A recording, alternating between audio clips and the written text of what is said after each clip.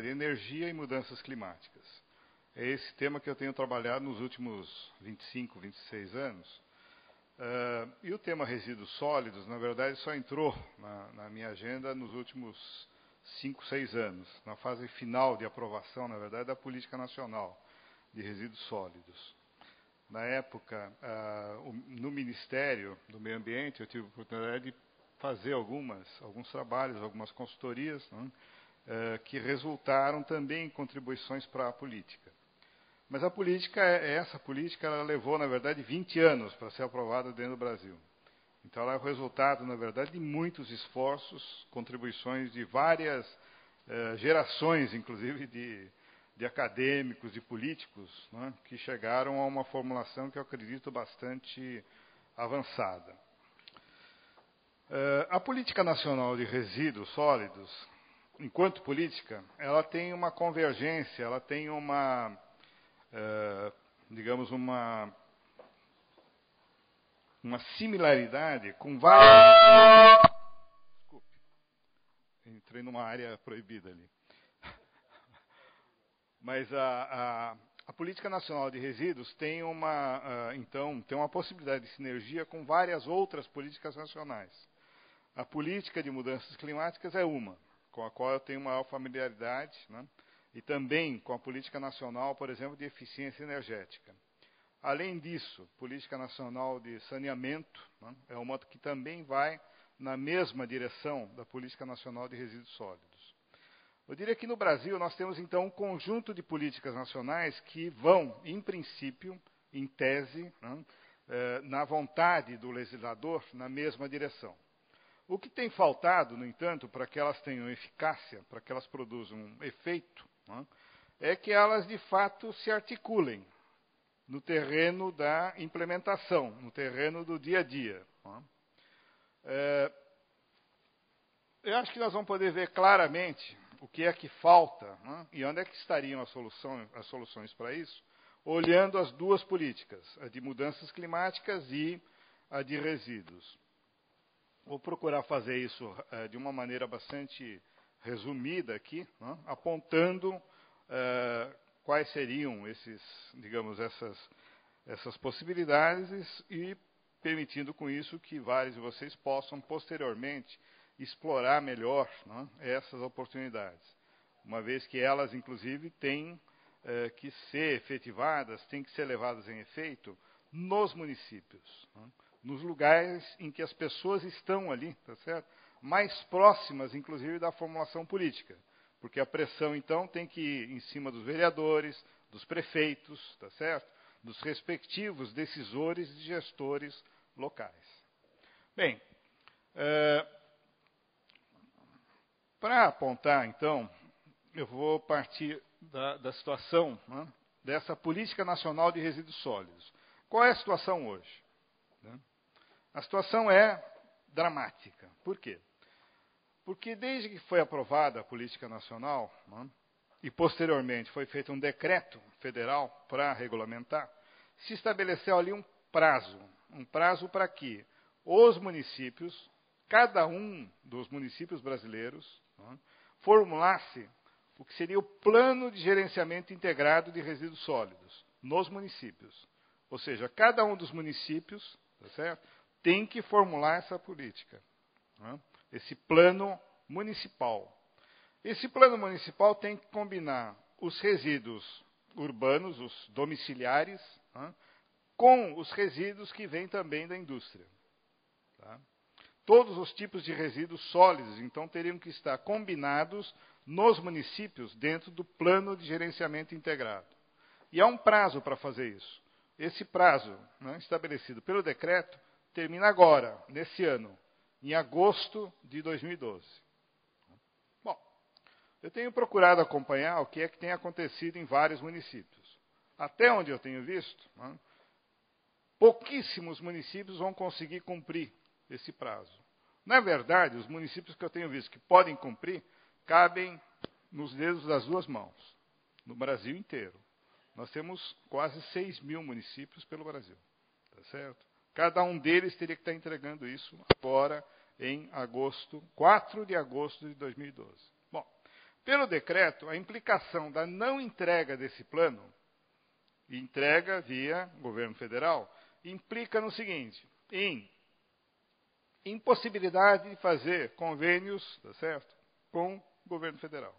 Ou seja, vários repasses de recursos que vêm do plano federal para os municípios, né, podem ficar impedidos. O acesso do município a fundos do tipo Fundeb também pode ser bloqueado, tá certo? Uma vez que esse plano não seja entregue. Obviamente, nós estamos falando aqui de uma situação, né, que não pode acontecer, porque isso implicaria, na verdade, não é só em faltar recursos para fazer isso ou aquilo, isso pode matar pessoas, porque existem recursos, por exemplo, que vão para a saúde, não é? Dos quais dependem vidas.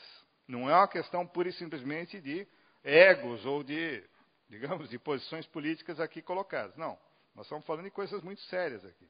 Bom, por causa disso, eu acredito que esse plano, que esse prazo de 4 de agosto, né, ele vai ser mudado. Agora, uma das coisas vai ser mudado como? Não é possível simplesmente postergar. Porque isso seria como dizer, olha, a política nacional de resíduos sólidos, ela é bonita, ela tem todas aquelas coisas, diretrizes, etc., mas ela não é para valer. Tá certo?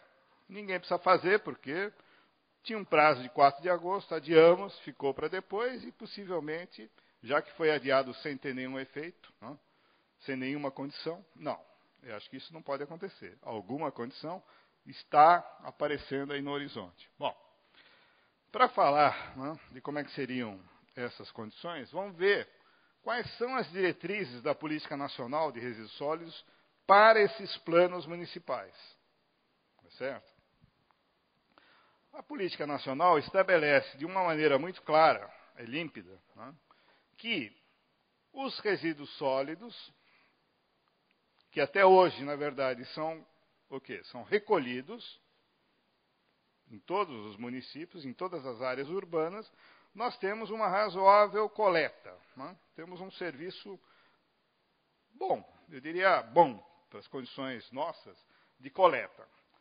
Coletamos o lixo urbano na maior parte dos lugares. Fazemos um transbordo para concentrar, para colocar, não é, em caminhões de maior porte e levamos para um aterro ou um lixão. Um lixão ou aterro. Na maior parte, na verdade, do Brasil ainda acontece de serem lixões, não é, mais ou menos controlados, chamados aterros controlados. Bom, então, não saí muito longe para ver isso. Quer dizer, em Brasília mesmo, não é, no Distrito Federal, o que nós temos é um lixão. Para quem vai do aeroporto, não é, para a Esplanada, por exemplo, determinados caminhos passam ao lado, na verdade, daquele lixão. Bom, uma das coisas que diz a Política Nacional é o seguinte: o último prazo para que um lixão funcione é 2014, agosto de 2014. Está lá na lei, tá certo? Naturalmente, nós vamos ter, pelo país inteiro, promotores, né, olhando para que esse prazo seja cumprido. Agora, para que esse prazo seja cumprido, várias providências têm que estar andando desde hoje. Muitas das alternativas, né, não são viáveis, tá certo? No prazo de 2 anos, por exemplo, que é o que nós teríamos a partir de hoje, 2012 a 14. Então, esse é um item, tá certo? Tudo bem, o prazo pode ser prorrogado, mas o que é que está acontecendo hoje para que o lixão, para que o aterro controlado que existe em tal e tal lugar, não seja mais necessário a partir de agosto de 2014? Ao meu ver, essa é uma primeira condição para qualquer mudança no prazo. Porque se não tiver nada acontecendo, né, qual é o sentido de prorrogar? Tá certo? Você estaria simplesmente jogando uma determinação legal, né, no lixo. Bom,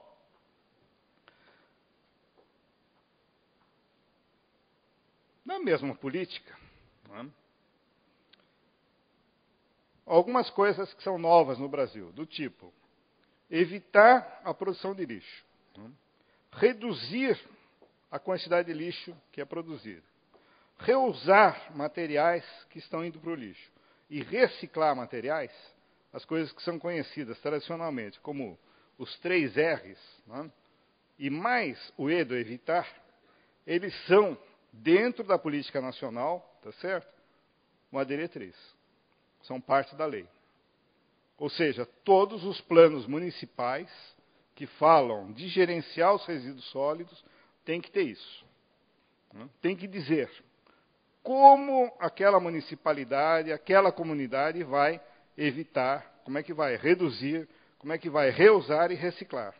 Senão, o plano pode ser simplesmente glosado. Ele pode ser, tá certo, declarado não conforme à lei. Bom, depois que se faz isso, sobra, na verdade, dentro do resíduo urbano, que nós produzimos nas nossas cidades, um bocado ainda de materiais, tá certo?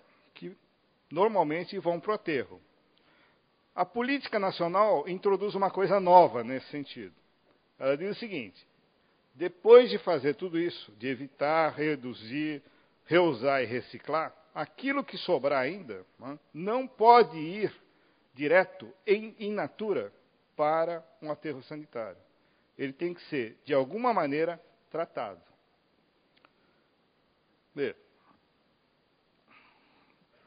Aqui nós estamos com várias coisas que são motivo, tá certo, de potenciais controvérsias.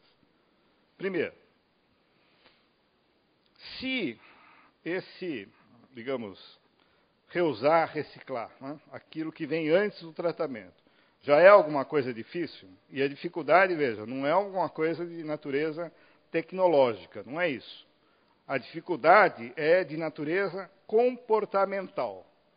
Por que é comportamental? Porque nós, na verdade, nós todos e mais, né, todo o restante da população das cidades, não está, na verdade, acostumada a fazer a coisa básica, que é separar o lixo. Por quê? Porque isso de evitar, reduzir, reusar, etc., só funciona se houver na origem, que é em cada uma das residências, a separação do lixo. O que se chegou em termos de consenso foi o seguinte: ao invés de usar um sistema muito complicado de separação, como nós aqui, por exemplo, nós temos aqui na antessala do auditório, né, nós temos várias cestas. Ali se propõe colocar metal, plástico, tá certo? Papel, etc. O que se chegou de consenso, isso em ministério e também nos trabalhos no Congresso Federal, é o seguinte: num primeiro momento, vamos fazer o seguinte: vamos separar em coisa que é úmida, que é basicamente comida e coisas que não são recicláveis, tá certo? E coisas, vamos chamar de seco. Um lixo seco, que é, então, o que é reciclável.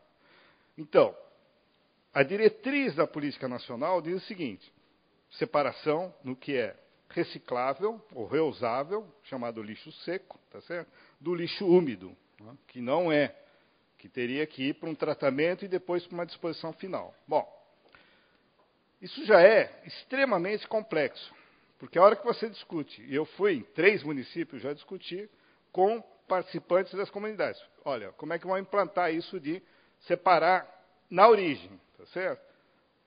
É interessante, por quê? Porque nessa hora em que aparece, tá certo, o custo real da coisa, porque em cada um dos edifícios você tem que implantar uma coisa nova, tá certo?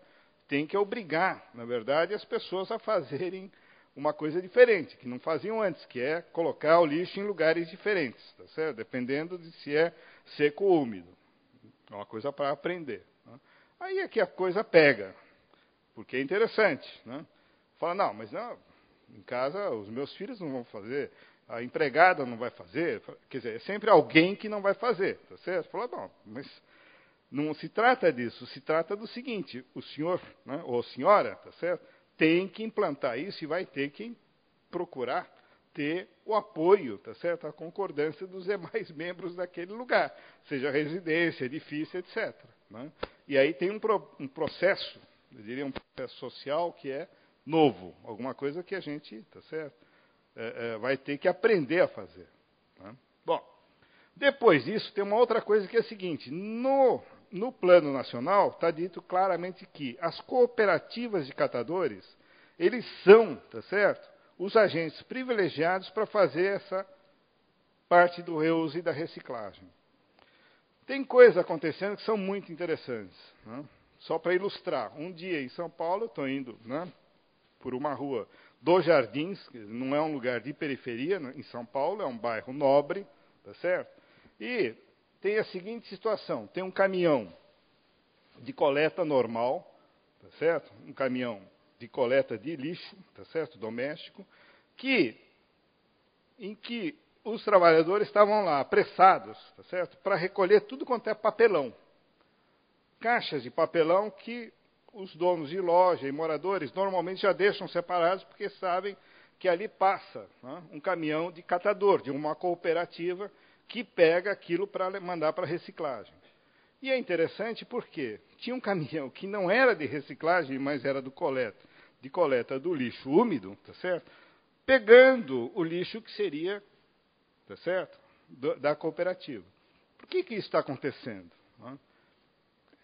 Soou absolutamente estranho.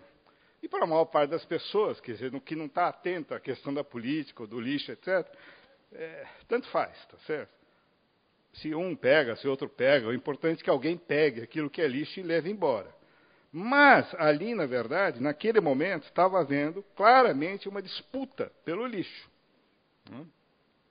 As empresas, por alguma razão, para as empresas catadoras, tá certo? Coletoras do lixo da cidade, o lixo normal, né? Não interessava, na verdade, que os catadores, que a cooperativa de catadores tivesse o lixo, tá certo? Reciclável. Bom, tem a ver, na verdade, com uma briga a respeito de aterros sanitários, tá certo? Qual é o tratamento e qual é, né, a tecnologia de tratamento desse lixo. Mas é parte da discussão que nós vamos ter que enfrentar em cada um dos municípios. Bom, ao lado desse tratamento dos resíduos sólidos, antes de ir para os aterros, né, há um outro item na lei que fala do seguinte, da logística reversa. Então, de materiais, né, que normalmente estão indo para o lixo e que vão ter que ter um tratamento diferenciado. É o caso, além das pilhas, baterias, lâmpadas, né, que é uma coisa que já existe em vários lugares, tá certo? Uma coleta em separado. Né? A ideia agora é que todos os eletroeletrônicos, né, além dos pneus, embalagens, etc., de agrotóxicos, tenham um tratamento separado, em que a responsabilidade para fazer a coleta, a volta, tá certo? E a reinserção, né, no processo produtivo é também das indústrias. Então, nós temos aí, né, duas coisas que vão ter que se combinar no plano dos municípios. Uma coisa que é o lixo doméstico, tá certo? Tem, então, uma separação na origem entre seco e úmido, tá certo? O seco indo por um caminho que passa pelas cooperativas e o úmido indo para um tratamento. E isso que vai para reciclagem, reuso, se combinando, na verdade, de alguma maneira, normalmente em centros de reciclagem, tá certo? Com aquele material que a indústria recolhe, né, para poder fazer retornar ao processo produtivo. Bom, isso é o desenho que está lá na política. Né? Logicamente, é alguma coisa simples. Né? Logicamente.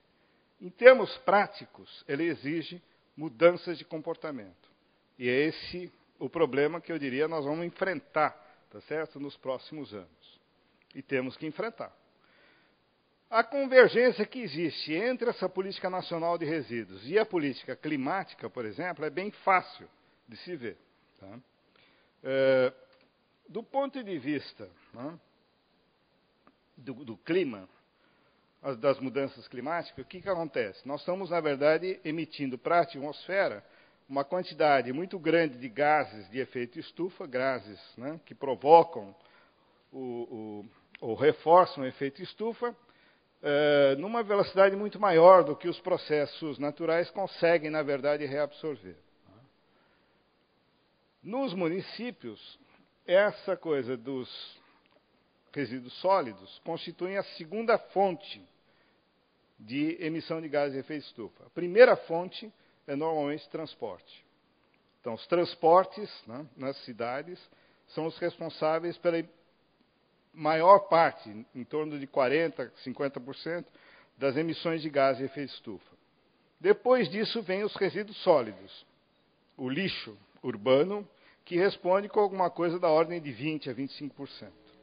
Então, é a segunda maior fonte de emissão de gases de efeito estufa. Do ponto de vista, portanto, das mudanças climáticas, é claro que interessa cuidar de transporte nas cidades, né, como primeira fonte, e dos resíduos sólidos. Tá certo? Essa é uma razão muito simples e muito direta para que a Política Nacional de Mudanças Climáticas, tá certo, tenha foco também nessa questão dos resíduos. Agora,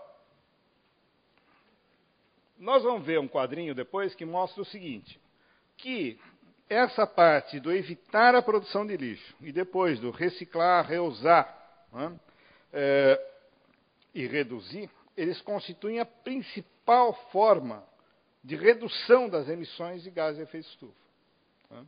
Muito mais do que pegar o lixo, queimar para gerar eletricidade, etc. Quer dizer, fica claro, por um quadro simples, tá certo, que a melhor maneira de contribuir para a redução das emissões de gases de efeito estufa vem, na verdade, do correto, né, e do melhor tratamento do lixo.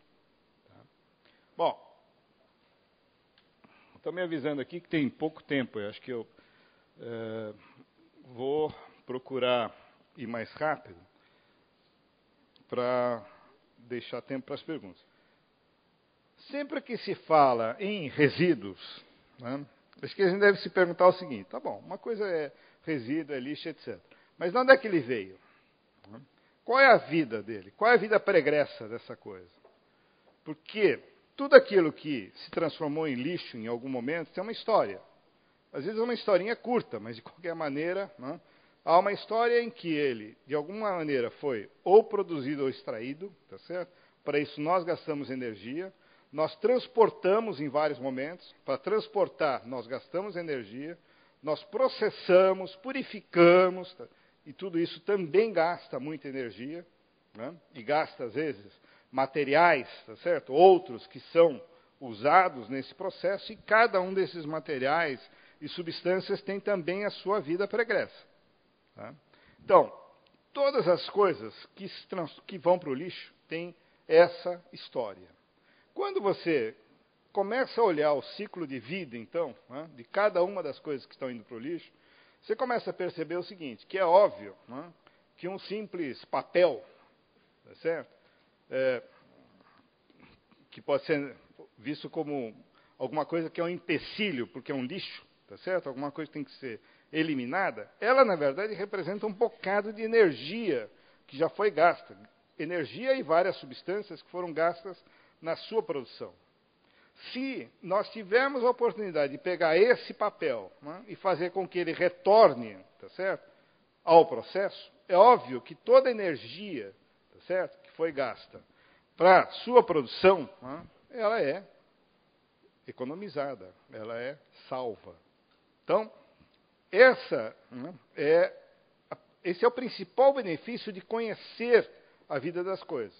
Diria que esse é o primeiro resultado, tá certo, de conhecimento a respeito do lixo. No Brasil, infelizmente, nós não temos muito conhecimento a respeito do lixo. Por quê? Porque por várias décadas, né, foi muito fácil, na verdade, coletar e mandar para algum lugar. Inicialmente os lixões, depois os aterros. Por causa dessa predominância do aterro, né, conhecer o que é que está indo para lá nunca foi muito importante. Em vários momentos nós fizemos uns levantamentos do que é que está indo para o lixo, quanto é que vai de plástico, de vidro, etc. Mas é quase acadêmico, porque essa coisa nunca teve muito uso, né? Agora, com a política nacional, eu diria, esse conhecimento passou a ser fundamental, passou a ser importante. Então, conhecer o ciclo de vida das coisas, tá certo? E saber quanto de cada coisa está indo para o lixo é conhecimento que vale, tá certo? Hoje, alguma aplicação. Vale, portanto, dinheiro. Bom, embora nós não tenhamos feito, nós podemos responder algumas perguntas simples, que são sempre feitas com relação a lixo. Quando você fala assim, vamos reduzir, reusar, isso dá tanto trabalho, será que vale a pena? Será que não é melhor pegar e mandar tudo para um lugar em que você queima e ele vira, tá certo? Fumaça e um pouco de cinza, mesmo que não gere muita energia, que cá entre nós, quer dizer, do ponto de vista de geração de energia, realmente não é a coisa mais importante, não é a coisa que vai aportar grandes quantidades de energia, tá certo? Para a nossa matriz. Mas não se trata disso, se trata de ver que nós podemos ter muito mais energia, tá certo? Desse mesmo lixo, se nós, na verdade, não queimarmos. Tá? Bom, essa é uma pergunta, Será que não é mais simples queimar, tá certo? Dá para ver que não.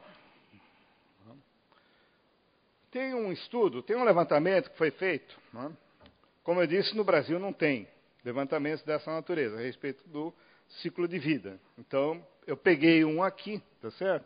Que foi feito para a Agência Ambiental dos Estados Unidos. É um trabalho que pegou vários materiais, montou uma metodologia de como é que você calcula quanto de energia, quanto de emissão de gases de efeito de estufa, etc., você tem para cada tipo de material. E aí se faz umas contas. Bom, como é que são essas contas? A primeira conta a fazer é a seguinte, qual é a emissão que cada material provoca quando é colocada num aterro. Tá? Ela é colocada no aterro in natura, ou é colocado no aterro depois, tá certo? Que é, de alguma maneira, processada. Bom, mas então, essa emissão no aterro constitui a chamada linha de base do processo. Tá? E daí se compara 3 processos. Um processo que é evitar a formação de lixo. Se eu evito a formação daquele lixo, aquele tipo de lixo, que pode ser um plástico, papel, etc., quanto que eu deixo de emitir de gás de efeito de estufa?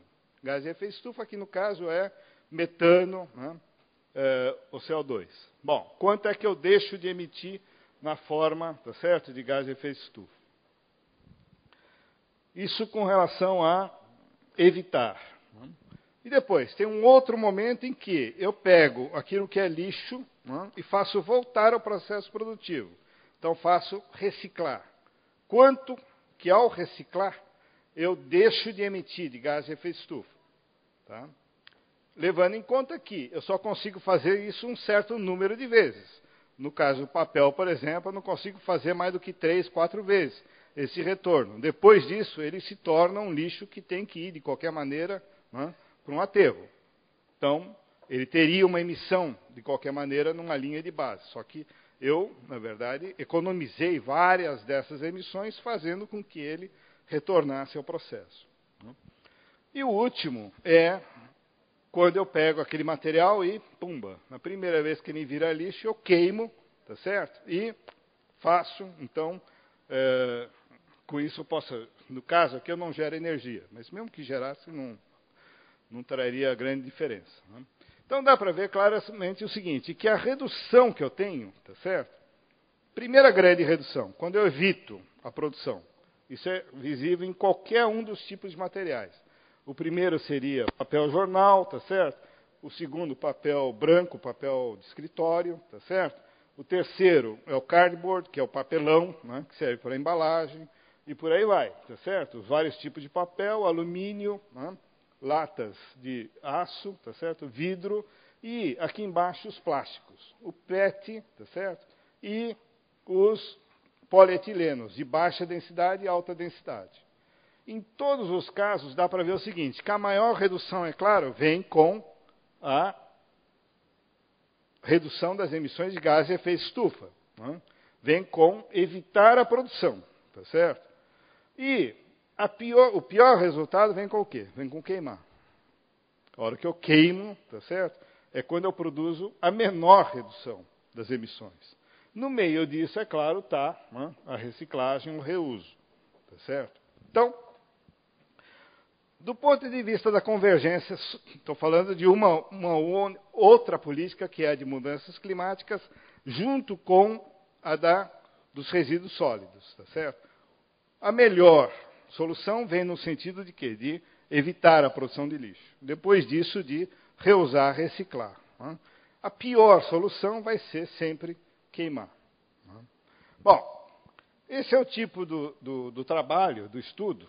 Aqui está, na verdade, a tabela que é anterior àquela, tá certo? Isso aqui é a mesma coisa, só que ela está separada, nos vários componentes. Tá? Bom, com isso, eu acho que a gente pode fechar esse tema, mostrando, então, que a melhor solução, do ponto de vista de tratamento dos resíduos, vai ser, sem dúvida, deixar de produzir o lixo, e, tendo produzido, fazer, então, o máximo de reuso, reciclagem possível. Tá certo? Se não houver saída, e pode acontecer em grandes aglomerados, tá certo? De uma parte do lixo, de qualquer maneira, ter que ir para a queima.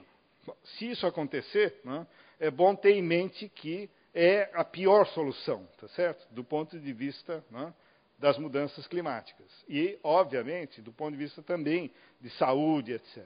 Tá? O restante aqui, na verdade, da apresentação, que eu vou deixar disponível, fala de uma outra coisa, que é o tratamento do que sobra. Porque tem uma parte do lixo que sobraria de qualquer maneira, que é o orgânico, que é o tal úmido, tá certo? Que são restos de comida, que são coisas que têm que ser, de alguma maneira, trabalhadas. E aí a solução melhor que eu encontrei até agora, pode ser que mais à frente exista outra, mas o que eu achei até agora é a digestão anaeróbica. Pela vantagem de quê? De poder permitir um cotratamento entre resíduo sólido, restos de comida, a parte orgânica, com outro tipo de resíduos que se encontram nas municipalidades. Restos que vêm de bares, restaurantes, tá certo? E, em alguns casos, dependendo da tecnologia que se coloca, inclusive de esgoto doméstico. Fazer junto com esgoto doméstico. Para isso, bastaria o quê? Você precisaria, na verdade, antes pasteurizar, tá certo? O material, que é simples. A pasteurização que está sendo feita, por exemplo, na Inglaterra hoje é 70 graus, 5 minutos. Isso se consegue em qualquer tanque, tá certo? Depois disso, o material pode ir para biodigestão anaeróbica, onde então produz metano, que gera energia, gera um material, uma pasta, na verdade, que pode virar solo de um lado e água de outro. São dois bens, na verdade, dois produtos cada vez mais escassos à volta das cidades.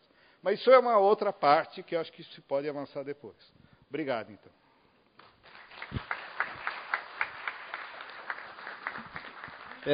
Peço autorização da presidência da mesa para rapidamente registrar aqui e agradecer a presença da presidência da OCIP SEDENE, Centro de Desenvolvimento do Nordeste, aqui na pessoa do senhor Josival Antônio Hinojosa de Oliveira. Obrigado.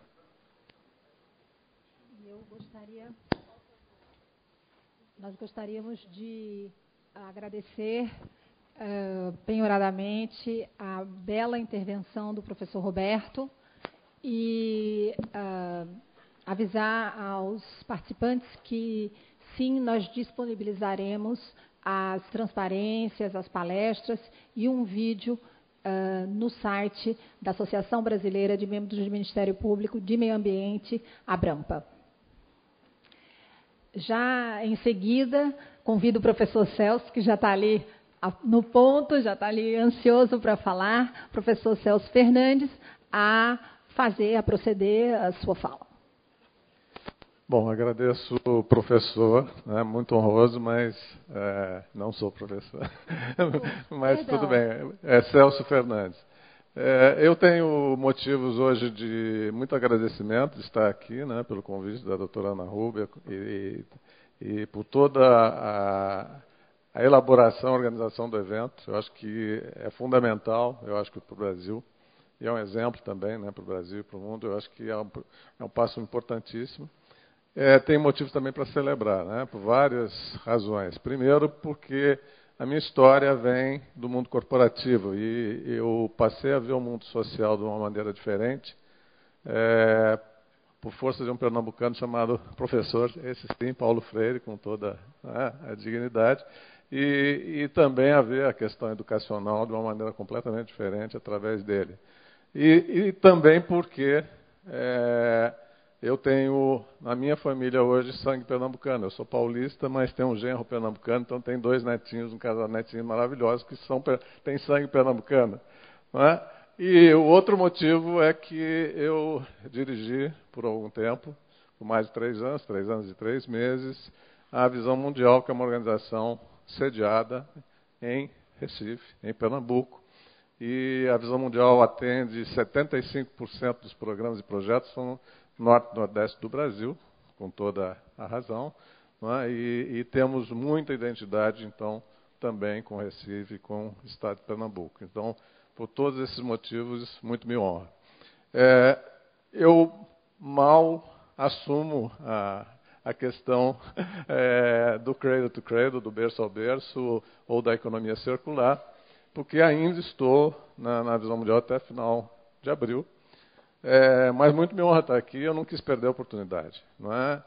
E como eu não sou especialista, a questão socioambiental para mim, ela nasce quando eu ainda trabalhava na IBM. Quer dizer, a IBM foi uma das precursoras da eliminação do CFC na fábrica de Sumaré, Campinas. Então, toda a consciência socioambiental eu já tenho desde essa época, da indústria de tecnologia que eu trabalhei.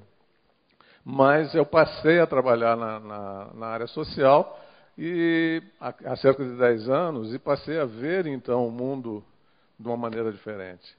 E quando, então, eu recebi o convite, eu, como não especialista, eu me limitei a fazer o que é possível, que é promover a reflexão. Eu acho que a maior questão da sustentabilidade é uma mudança de atitude, é uma mudança de comportamento. É a mudança que começa dentro de nós, não é? E aqui, parafraseando o professor Paulo Freire, né, tem que começar do saber lá das comunidades.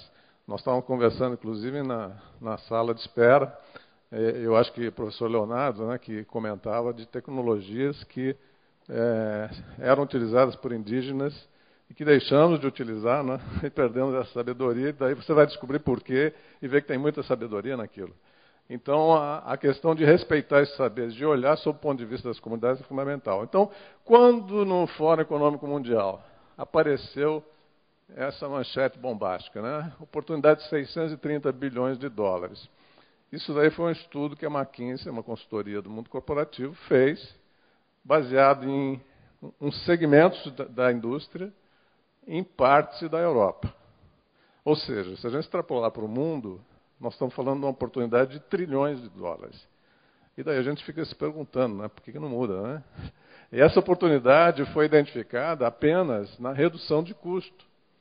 Ou seja, se a gente fecha o ciclo, e ao invés de jogar fora, e como falou bem o professor Roberto, não é, quando a gente queima o lixo, né, a gente está queimando riqueza.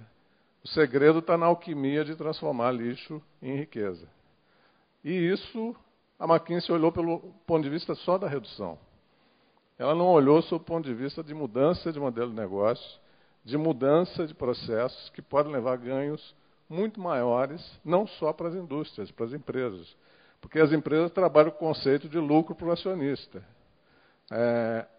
Quando a gente começa a trabalhar na área socioambiental, a gente começa a olhar o lucro de uma maneira diferente, né? A gente começa a pensar em criar valor compartilhado para todos os implicados, né? Que o americano chama de stakeholders, né? Para diferenciar de shareholders, que é o cara que tem o dinheiro, stakeholder é aquele ator, aquele camarada que está implicado no assunto, que é prejudicado ou beneficiado por aquilo. Então, o número é muito maior que esse. Mas daí vem outra reflexão. Que na economia atual, muitas vezes, quando a gente conversa sobre meio ambiente, sobre a questão da sustentabilidade, vem um dilema que corta o meu coração, porque a visão mundial, para quem não sabe, o sonho da visão mundial é vida em abundância para todas as crianças, que é uma visão bíblica aplicada às crianças. Então, para mim, criança sempre foi alguma coisa que toca o meu coração, que eu sempre quis trabalhar pelas crianças. Então, quando a gente fala em parar a economia, parar o crescimento, para quem não sabe, o ano passado teve uma seca no Chifre da África que vitimou milhares, dezenas de milhares de crianças. E deve estar vitimando ainda, por falta de alimento, por falta de crescimento. Então, parar o crescimento, esse dilema, né, que eu digo que é o velho paradigma da escassez. Né? Por que o marketing ele gosta tanto desse modelo? Porque a gente compra coisas que a gente não precisa toda hora, porque nos vendem que a gente precisa, não é? Então, essa economia da escassez, ela funciona muito bem no marketing, mas também funciona quando a gente vai olhar um modelo de desenvolvimento. E daí a gente começa a pensar na escassez, por quê? Porque nós pensamos em extrair da terra sempre toda a energia, toda a matéria-prima. Quando a gente começa a pensar de maneira renovável, a gente muda a perspectiva e sai desse velho paradigma da escassez. Então, esse conflito crescimento versus preservação ambiental, ele é um conflito, eu diria assim, é um dilema, é um falso dilema. Depende das escolhas que a gente faz e depende das situações que a gente vive. Em muitas situações, a gente pode ver que esse paradigma não funciona, que é um mito. Aí vem como é que eu cheguei na economia circular berço ao berço. Foi através de queridos meus que me trouxeram material e eu me interessei. E daí teve uma frase que me encantou. Amar todas as crianças de todas as espécies durante todo o tempo. Eu falei, pô, que coisa maravilhosa, né? Principalmente vindo de um químico e de um arquiteto. Eu que estou no mundo socioambiental não tinha lido um negócio tão bonito ainda. A da visão mundial é ótima. Vida em abundância para todas as crianças. Mas essa daí, ela pega as crianças de todas as espécies. Ou seja, a gente está falando também das espécies naturais, vegetais, animais, e minerais, etc. E quando a gente trabalha com esse conceito, a gente muda de um paradigma de escassez, porque para as crianças do futuro, nós precisamos trabalhar um paradigma da abundância. A gente precisa criar um mundo próspero que seja sustentável. Ou seja, criar mecanismos de restauração do planeta. Porque quando eu penso nos meus netos, eu penso no legado que nós vamos deixar para eles. E nos bisnetos, etc., que eu espero ter. Então, dentro dessa lógica, quando eu descobri, isso me encantou. E aí vem algumas reflexões que eu fiz. Quando a gente olha o ciclo biológico, né, ele tem toda a questão energética, foi muito bem colocada pelo Dr. Roberto, mas eu vi uma maneira de gerar mais alimentos. Gerar energia limpa, de purificar a água. Eu não sei se vocês sabem, mas nas comunidades de baixa renda, quando o pessoal não tem com o que aquecer o alimento, eles queimam o que tem no lixo. Ou seja, eles trazem a intoxicação, a queima de energia, não só tem um aspecto que o Dr. Roberto falou bem, quer dizer, não é a maneira mais inteligente de fazer, como nesse caso, vitima crianças dentro de casa.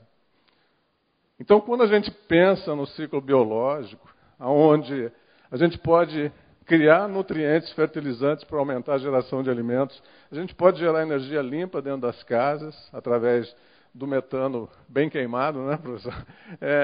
E de uma água que ela é capaz de nutrir aquários de peixes para serem usados como proteína para alimentação e podem voltar à natureza de uma forma tão limpa ou mais limpa como entrou. Isso me encanta.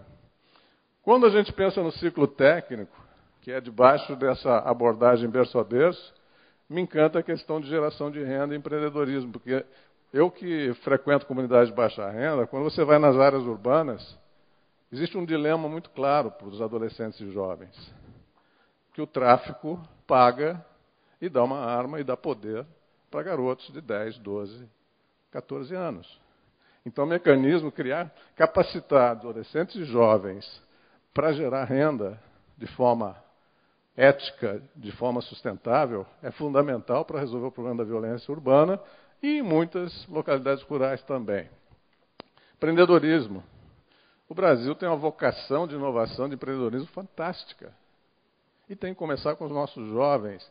Mas não só os jovens. Eu não sei, a Visão Mundial tem um projeto maravilhoso que chama... a metodologia chama GOALS. Né? É um termo em inglês, mas na realidade é Grupo de Oportunidades Locais de Desenvolvimento. Que na maioria são grupos de mulheres empreendedoras. Onde elas se reúnem, definem prioridades, definem projetos comuns e através de uma poupançazinha entre elas se reúnem toda semana, elas investem, não é? E criam empreendimentos a partir de uma mulher que sabe, eu sempre uso o exemplo da empadinha, né? Faz uma empadinha deliciosa e de repente vira uma empreendedora. Então, a lógica do empreendedorismo é fundamental no ciclo técnico também. E outra lógica que me encanta no ciclo técnico é que a gente deixa de pensar o produto como produto. A gente passa a pensar no uso. Isso é extremamente educativo. Quer dizer, eu vou começar a repensar se eu preciso ter ou não preciso ter. Porque hoje eu compro um monte de coisa que eu não uso. E se eu crio a consciência de que o produto não vale pelo que ele é, ou seja, não vale dentro do armário, ele vale pelo uso, e eu começo a conscientizar a todo mundo que esse produto, o dono nunca muda, é o fabricante, para o bem e para o mal. Ou seja, o fabricante toma de volta aquele produto no final do ciclo, eu passo a usar um modelo novo daquele produto. Isso, em muitos casos, isso é possível. E é extremamente educativo, extremamente positivo para a sociedade.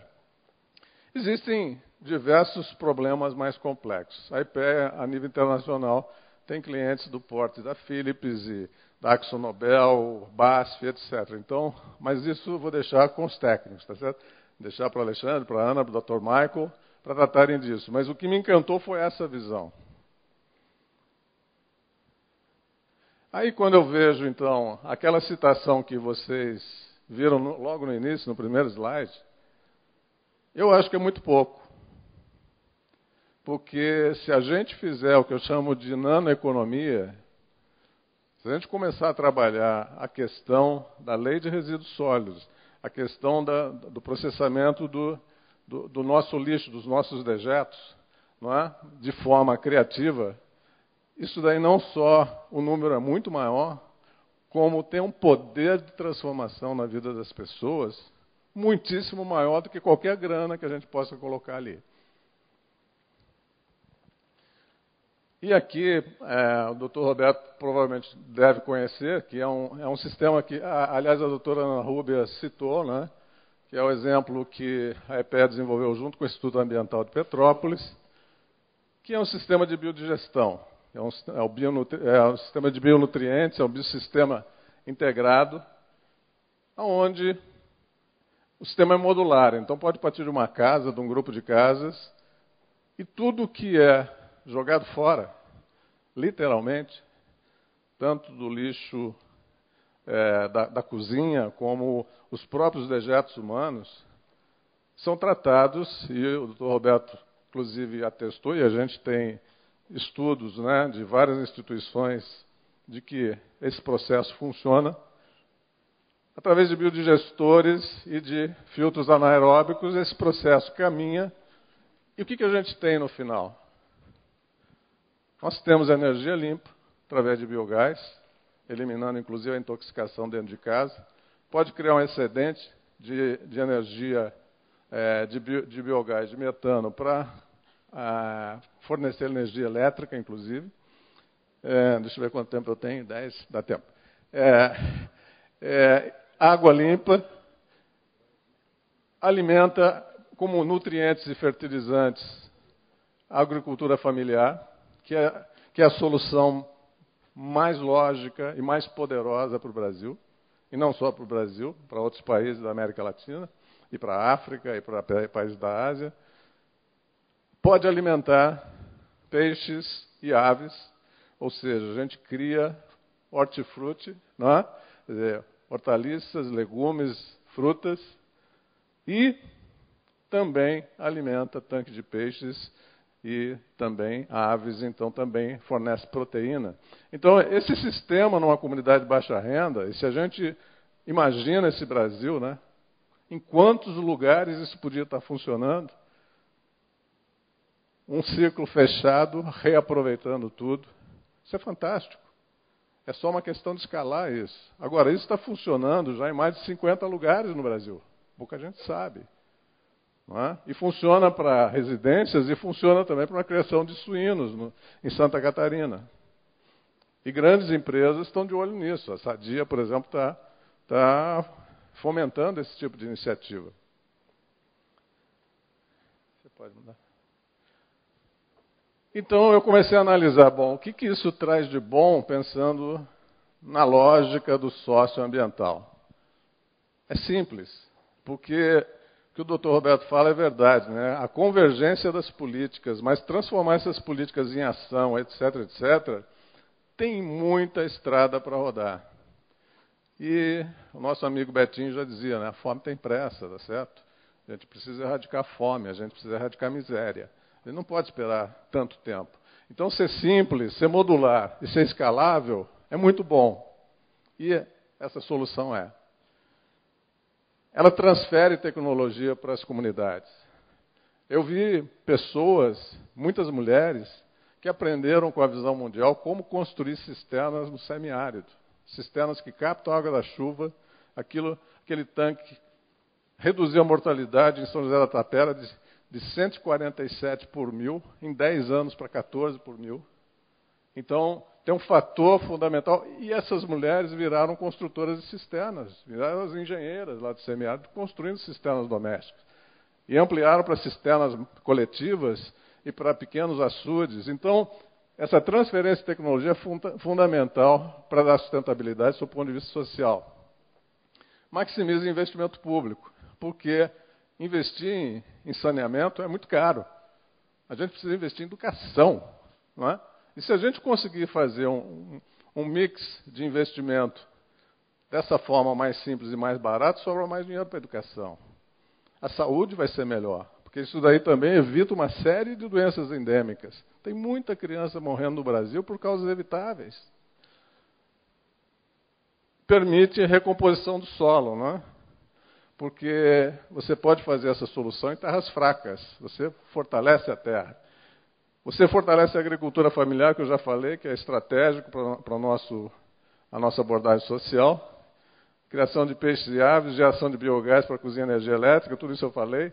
Geração de renda, porque essas pessoas criam mecanismos, ganham capacitações para gerar renda, inclusive geram excedentes, tanto na agricultura quanto na pequena pecuária de pequeno porte. A água volta limpa. Outra questão que eu falei, oportunidades para adolescentes e jovens. A manutenção da biodiversidade. Nós temos experiência, a Visão Mundial tem uma experiência de agrofloresta, onde se cultiva tudo que dá naquela região. Isso é fundamental, porque mantém a biodiversidade. Essa solução permite isso. Reduz os riscos ambientais, inclusive áreas de desabamento, áreas de erosão, onde você aplica essa tecnologia. E é uma pedagogia ambiental e integração das comunidades, porque as comunidades passam a enxergar a questão ambiental como uma questão de sustentabilidade das pessoas e não do planeta. Porque nós não nos enganemos, né? O planeta não vai acabar. O que acaba é a humanidade acaba antes. Então, a questão que a gente está falando é uma pedagogia ambiental para mostrar para as pessoas das comunidades que, através desse trabalho integrado, a gente pode mudar, não é? E pode se antecipar, inclusive, às políticas públicas. Agora eu vou passar rápido, porque eu tinha também feito. Pode passar. Pode passar também. que eu tenho o desafio do tempo. Então, qual é o sonho? O sonho é a gente aplicar, porque o outro ciclo que eu não mostrei, mostrava o outro lado, que é o ciclo técnico. Com um exemplo que é da minha área, porque eu fui da área de tecnologia, que é toda a parte de reciclagem e reutilização, e o ciclo completo de gerência, né, do produto.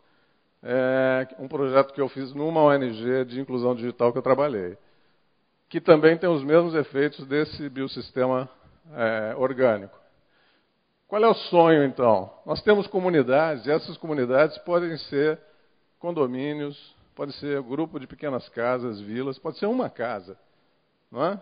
Que a gente comece a trabalhar tanto o ciclo orgânico quanto o ciclo técnico.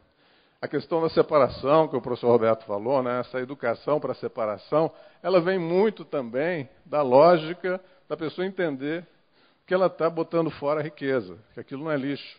Aí ela começa a separar. Mas ela tem que entender isso tem que ter resultado na própria casa, no próprio condomínio. Isso muda o comportamento. Bom, então, olhando sob o ponto de vista socioambiental, eu acho que tem uma questão fundamental, que é o empoderamento social.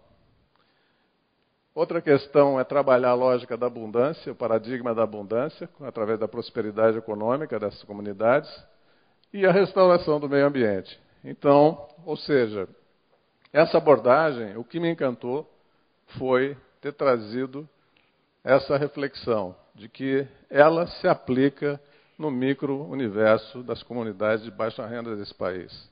E se ela pode promover o desenvolvimento a nível nanoeconômico, como eu digo, com poupanças de 50 centavos, R$1 por semana, ela é capaz de mover o mundo. E ela é capaz de gerar muito mais do que 630 bilhões de dólares. Ela pode gerar um país realmente rico. Rico porque usa as suas riquezas em prol das suas crianças. Usa tudo que é possível para amar melhor todas as crianças de todas as espécies durante todo o tempo. E quando nós fizermos isso, nós teremos cumprido a nossa missão como lideranças engajadas. Okay? E a única reflexão que eu faço é que eu acho que esse é um momento importante, e, Ana Rubia, inclusive pelo fator de que as coisas acontecem quando existem essas convergências. Quando existem alianças, quando existem parcerias que levam, que dão o passo para que a sociedade se mova. E o ponto de reflexão que eu deixo para todos é essa lógica. Vamos buscar olhar tudo a partir dos menos possuídos, a partir dos pequeninos. Vamos passar a olhar tudo a partir das crianças mais vulneráveis desse país. Se nós formos capazes de atender isso, tudo mais vai dar certo. Ok? Muito obrigado.